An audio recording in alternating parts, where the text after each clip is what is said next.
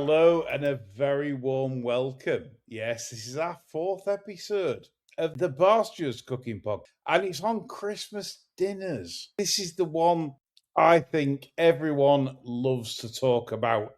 The Christmas dinners, what's the best ways of doing it? And joining me to chew the fat, as always, are Mr. John Leng, Chris, and Nick Davis.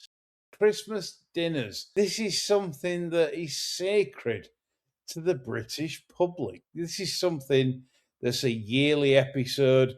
Some people hate turkey, some people love a bit of duck, some people love beef, love a bit of pork, whatever. So I want to know, chaps, what is the Christmas dinner? One that isn't too much fuss. There are many people that don't like turkey. Yeah. They say it's a dry roast, it's not that great. Why we have turkey, I don't know. It's like licking the devil's ass, really. No one knows. So a big but. We need to come to the turkey lovers first of all, because there'll be plenty of turkey lovers this side of the pond, the other side of the pond, that love a bit of turkey on Christmas Day. John, it's probably rare because I know you.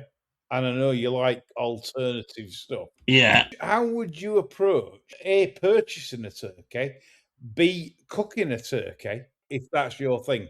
Well, I'd make sure I got it from a local butcher that had locally sourced the bird, Yeah. for starters. I think the best bit of advice I could give anybody is to brine the turkey, which is put it 24 hours in a brine solution in a bucket. Probably say 20% salt. 20% salt. Does it with salt in the bucket, yeah? Yeah, you want it to taste like seawater. Yeah. 24 hours in there, take it out, dry it off, and then one of the things I always do if I'm doing a massive turkey, I chop it up, because I don't see the point roasting something for hours on end so that the breast gets completely dried out just because you're trying to get that last bit of coating into the legs. Right, this is interesting. What I would do, I would take the backbone out and I just roast the crown for the breasts, because I don't like it roasted on the bone for flavour. I bone out the legs, and what I do with the legs, if I'm using stuffing, that's where the stuffing goes. I would put one of the legs skin side down on a piece of foil, then my stuffing, then the other leg skin side up on top of that, wrap it tightly in the foil to form a sausage shape, and then that goes in the oven on a tray next to the turkey crown. Wow, this is different I've ever roasted a turkey. The turkeys are absolutely dreadful. They cook at different rates. You've got the breast cooked and the legs probably 3/4 of the way there, because they've got great thick bones through them. They've got tendons and fibres and all bloody sorts. So you're better off taking it off the bone. Yeah. Is it all about just keeping the meat moist? Pretty much, yeah. I'd shove half a pack of butter under the skin of the breast. Yeah. For roasting. You just keep basting it when you get chance, whenever you're walking past the oven, whip the oven up and tip a bit of butter over it.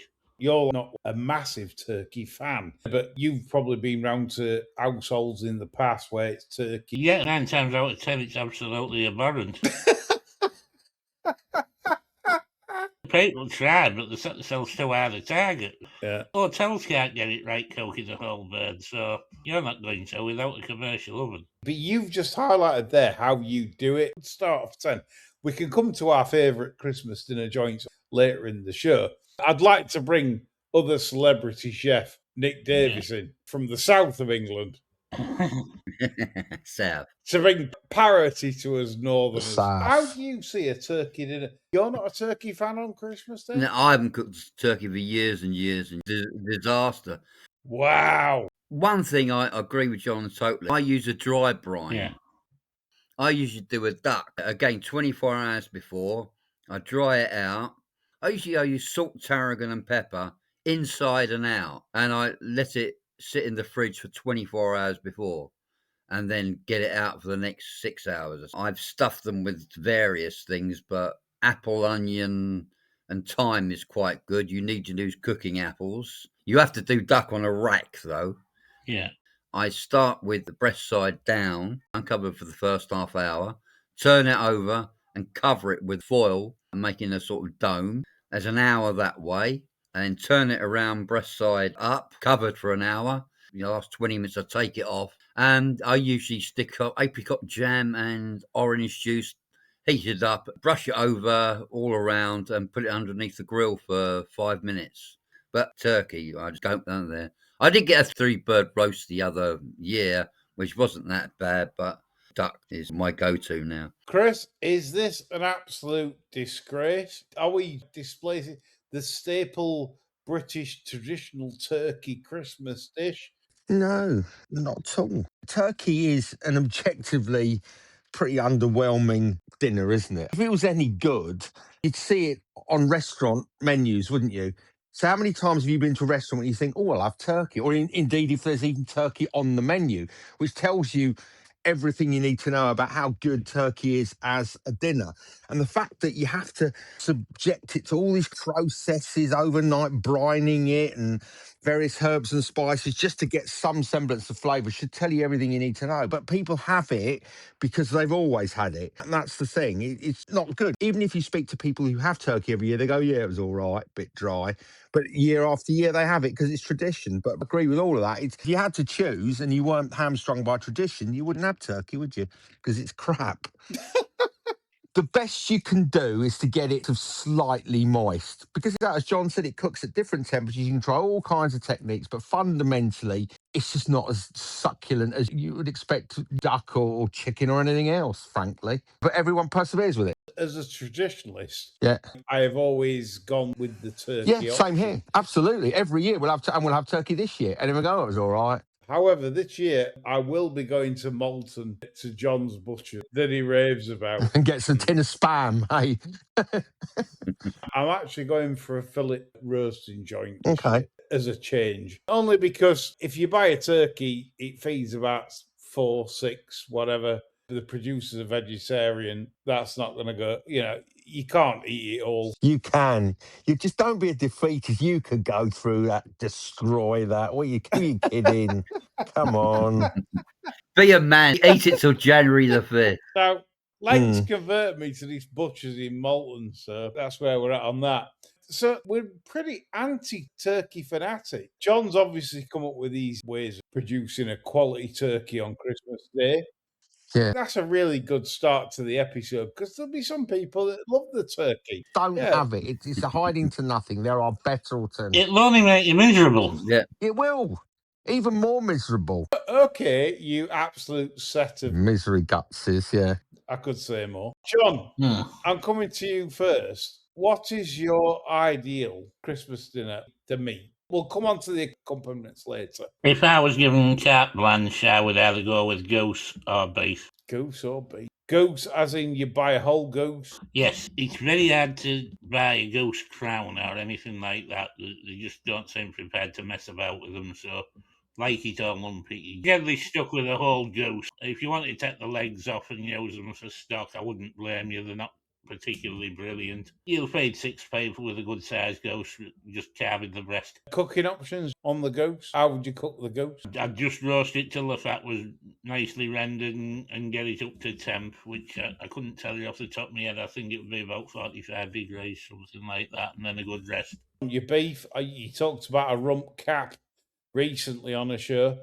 For me, it's the best piece of roasted meat you can get. I wouldn't look past it. Still a rump cap for Christmas dinner? Yeah. Look at that. So John is sticking with his rump cap recommendation and he says, do this for Christmas dinner. I like a good coverage of fat on me, mate. And that gives you the best coverage of any of the cuts.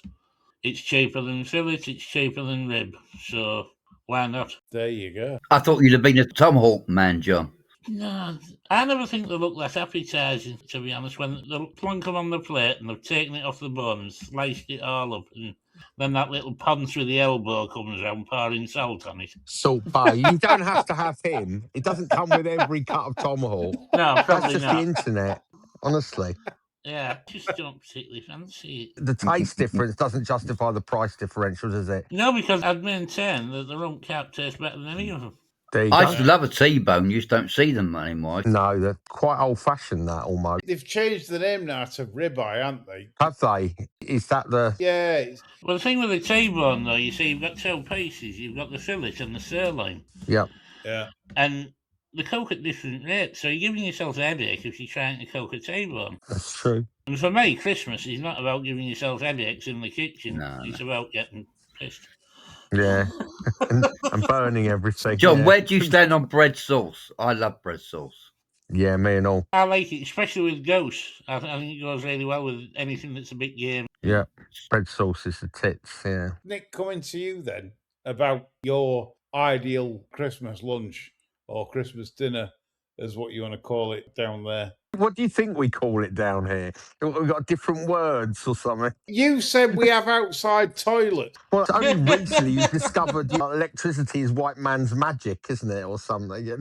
Lunch, dinner, I don't know. EastEnders and Good Cat Lord. Slater and all that. About the last 7 years, I've gone with duck. I have gone with shoulder of lamb once, and I tried a 3-burst roast. It's not worth the effort, though. No, but you buy them at the butchers, don't you? The 3-bird roast. It's so easy to do. I think Lidl and Tesco were doing their £9.99 3-bird roast. I dread to think what it tastes like. It's not worth it, is it? That'll be lab manufactured meat. Yeah, it will be grown in a know. Petri dish by Chinaman. Yeah. You might as well just have Yeah. some corn. Corn roast. Yeah, good God. Yes, yes. What is your favourite Christmas meat? Duck, because the next episode I do a duck pass on Boxing Day with the carcass of it, and it's beautiful. So you get the duck for Christmas Day. Yeah. And then any leftovers in the Boxing Yeah, Day. yeah. I smash the carcass up and make a pasta, which I'll tell next week. Aye. The old Christmas leftovers. Yeah. And it's easy. You don't get that much meat on a duck, so it does 2 of you quite easily. I'm more of a grazer Christmas Day as well. I like lots of little nibbly bits. Yeah. Chris seems to be a traditionalist man, as the missus seems to get the turkey in. She doesn't eat meat either, so I'm in a similar situation. She cooks it with great resentful. You're eating turkey every year. You said you don't like it. Yeah, I know, but she likes the idea of preparing a traditional meal that none of us enjoy. I think it gives her a sense of, I don't know, revenge almost. She's exactly the same as your good lady, doesn't eat meat at all. But I think if talking about underrated things, a joint of gammon is hard to beat as well. You can have that for sandwiches, we can have that on the plate. For me, it's the only thing that you can have with turkey. Yes, exactly that, John. It goes well with turkey. It does. Beef doesn't sit well with it, neither does lamb. No, it doesn't. Possibly pork, but gammon's the... Gammon complements it somehow. It takes away from the dry cardboard texture of... If anyone's doing a 2-jointer, gammon and turkey definitely really well on the plate. Yeah, it does. I get that. Unless you can't really afford it. I don't think you can buy much meat from supermarkets anymore, with very few exceptions. I just think everything now you have to pay a fortune for. I don't know what it's like down there, Nick, but as far as I'm concerned, they'll pay you. The good quality local butchers are very competitive on price compared to the supermarket. Not down here.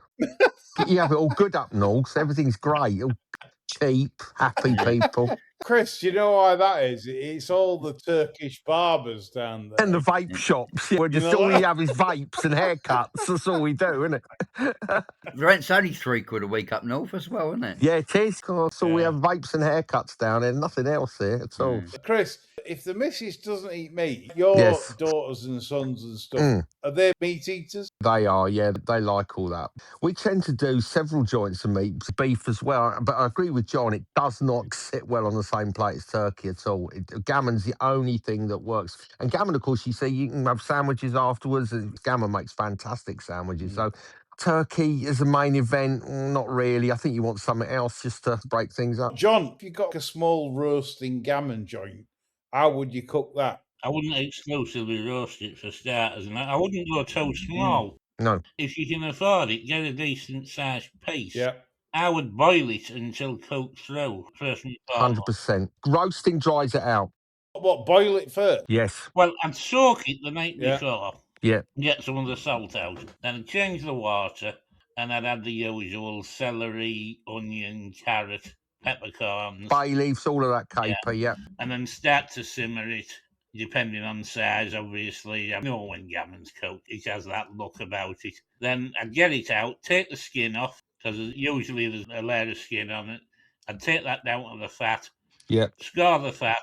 The glaze I make is demerara sugar and English mustard. Yes. Just spread that on the fat and just keep basting it in the oven. Give it about 30 to 45 minutes in the oven until the glaze crisps up, and it looks lovely. Wow. Yeah. Oh, making me hungry, this. That's exactly how I do it, John. It's the only thing I can do to some degree of competence, but exactly that glaze. And it looks festive, in quotes, and tastes fantastic. You literally can't go wrong with it, can you? No, you can't. It's nice on the turkey, to be honest. And boiling it keeps the moisture in, it keeps that flavour. And I think the people that roast it from scratch, I think it's just dry as a bone.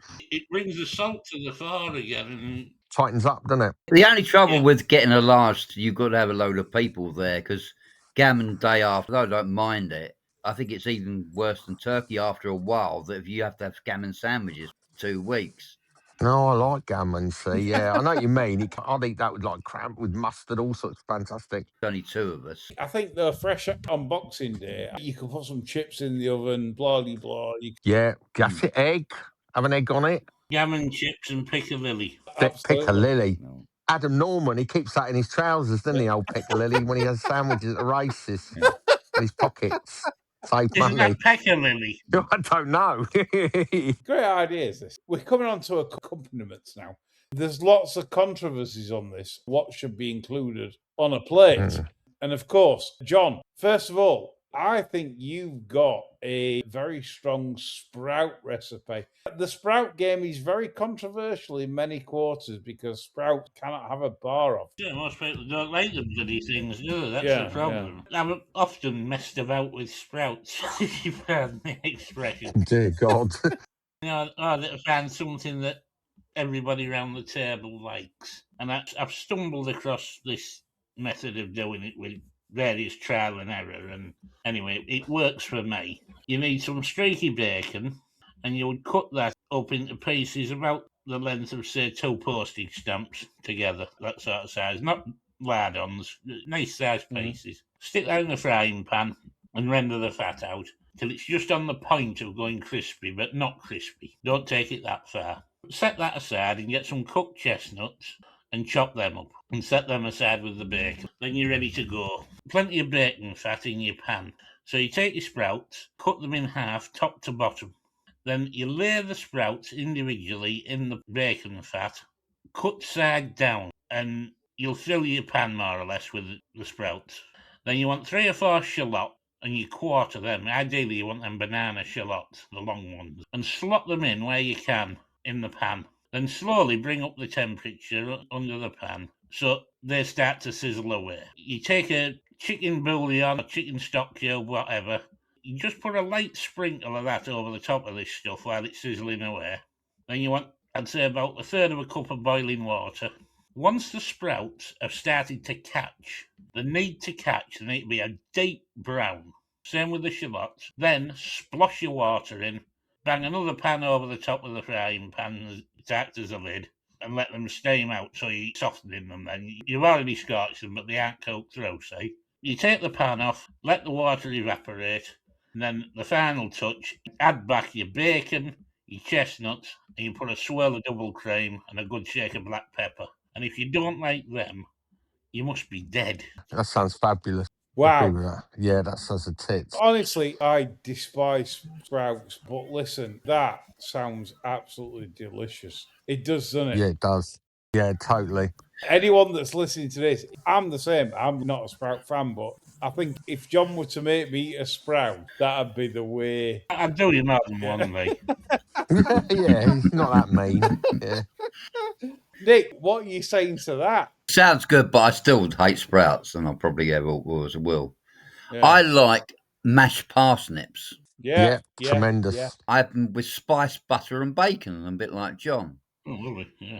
Peel the snips, cut them up a bit, boil them until they get tender, about 15 minutes. Drain them and mash them with a potato masher and fork. And whilst it's cooking, I melt some butter, sizzle the bacon, as in cut it up a bit, not into lardon.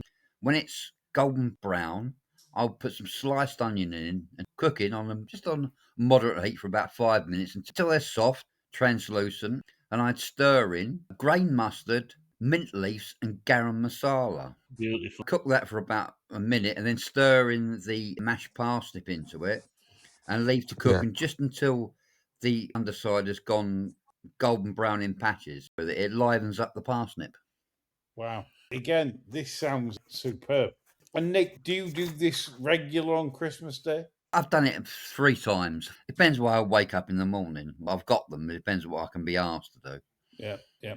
I think if you do 2 or 3 really tasty vegetable sides, I don't think you need to do any more than that, because so many people give themselves such a headache. Oh, I'm doing 9 veg or whatever. And it's murder. Yeah, It's yeah. murder keeping everything hot. And you're giving yourself so much work when you're supposed to be having a good time. Yeah. It's absolutely ridiculous. And no one finishes it all, do they? I usually have spuds, parsnip, and glazed carrots, and that's it. That'll do you. Yeah.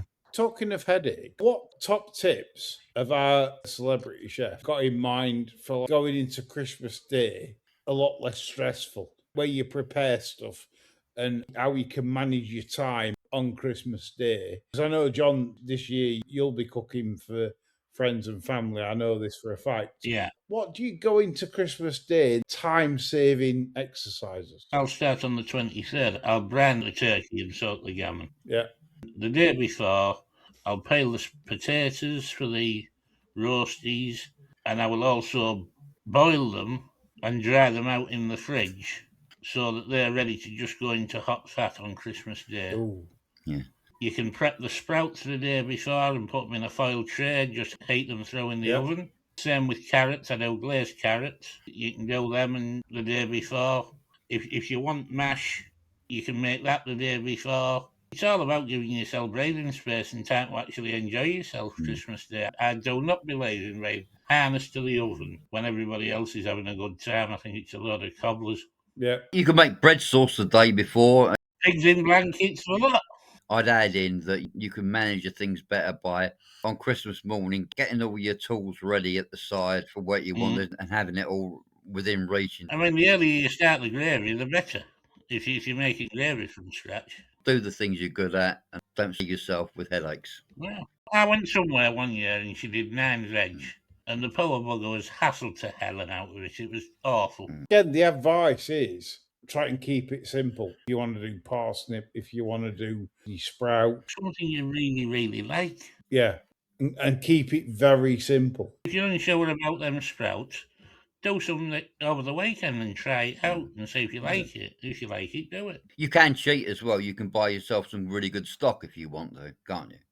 Oh, yeah. As long as you buy some good quality stuff, you can save yourself headaches. There's only 2 or 3 of you.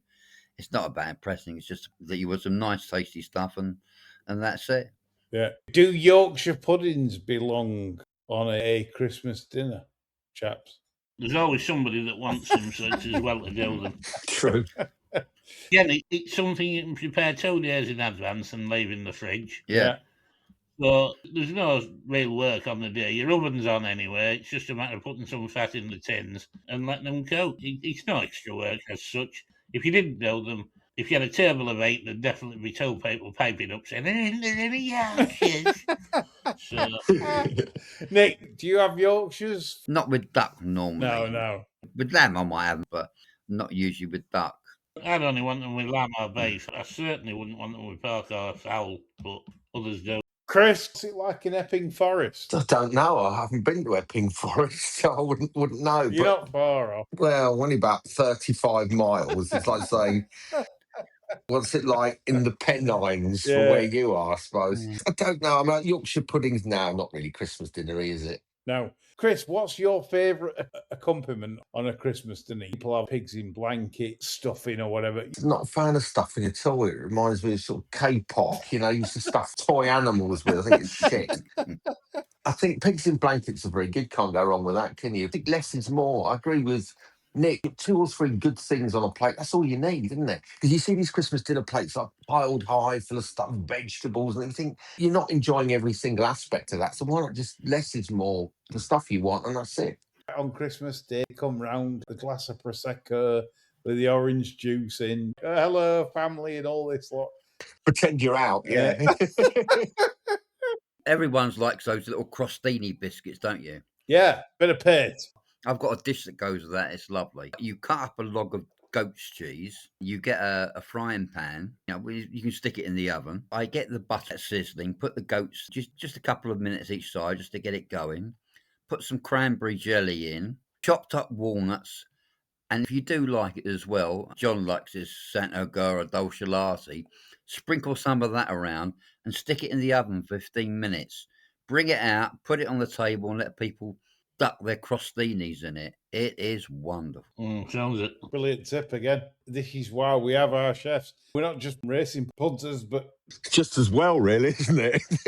it is. Chris, listening to that and what Nick's come up with there, is there anything special that is drummed up on your dinner table on Christmas Day? Not especially, though. I'm just fascinated to listen to all the alternatives. I'm still stick with John's idea of just a few good things on a plate is all you really need. Pick what you like, but I think people often just get shanghaied into like cooking stuff that nobody eats, because you look at the amount of waste at the end of Christmas dinner, half of it's not eaten. No matter how many people you have around, there's always tons of stuff. Oh, what should you do that make bubble and squeak with the leftovers, all that kind of stuff. I think it's very wasteful. I think you'd be better off just picking the best 3 or 4 things you like and cook that, and you'll have a much better Christmas dinner than just 9 veg and oodles of gravy, etc., etc. Come on to pudding. Chris, Yes. you love a pudding. I do. I like sweet and I like pudding. Yes, very much. Thirst sweet shop. Then price. I didn't even get a discount. She charged me full money. Tourist money she charged me. You have to punish the Southerners when you come up north. And punished I was, Yeah, yes. yeah. And you took half of them home, didn't you? I did. You didn't let me finish the whole bag. We ate them all, me and Justin. On the pudding idea, I'm sure Nick, John, Chris, you could have some ideas on this. John, what's your perfect pudding to round off your Christmas dinner? I'm not a big fan of Christmas pudding. I find it too heavy. I generally make a trifle, and my go-to trifle is a Black Forest one.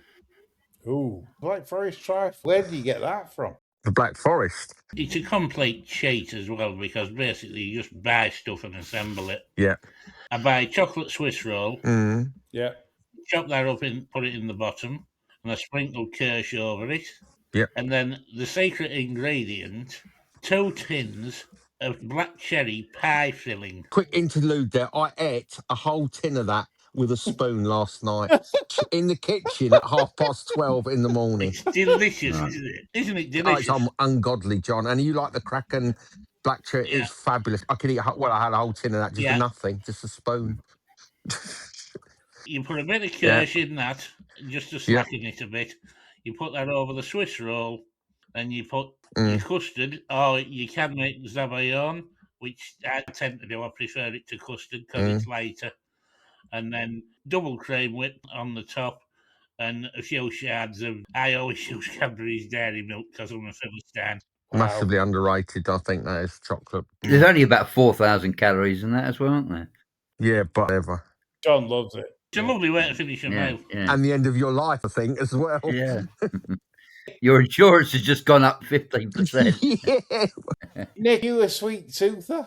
My wife hates it. I do like Christmas pudding, but I have so much brandy butter. I have cream, and I'll eat it cold for about 4 days as well. Yeah, I'm the only one in my house that eats it. I do eat. This has been such a great show because you've come up with things that shocked at in terms of, we've had sprout recipes. We've had absolutely everything on this show in terms of developing Christmas dinners. Are we going to do the worst Christmas dinner you've ever had? Oh, God, you had that, yeah. Go on, Nick. Finish the show off. The worst Christmas dinner I ever had. I'm supposed to be staying around this girlfriend's house, and it's Christmas Eve. I've travelled the length of the Central Line to get there. She's tearful in the pub and said, "My dad says you can't stay." Oh, that's great, isn't it? So I've had to travel from South Woodford back to Hendon Central, and I've got back, and my mates are away. There's nothing left in the house, so I've gone out for a few beers, and I thought, oh, I'll see what happens in the morning.